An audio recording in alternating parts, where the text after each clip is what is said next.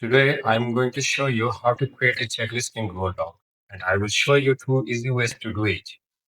Let's start with an existing list. There it is. And I already have some bullet points here, and I want to turn them into checklist. All you need to do is select the text like this, and then click on the checklist icon in the toolbar. Here it is. And that's it. Your bullet points are now in checklist. And yes, it's clickable like this. Now let's create a checklist from scratch. Click anywhere in your document where you want the checklist to appear. So I'm click here and then click on the checklist button again.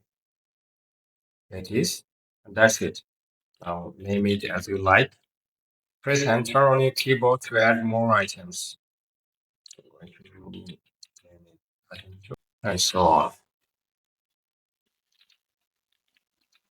As you can see, each item is clickable, making it perfect for tasks, to-do list, or planning. And that's how easy it is to create a checklist in Google Doc. If this video helped you, give it a thumbs up and subscribe to the channel so you don't miss more easy Google Docs tutorial.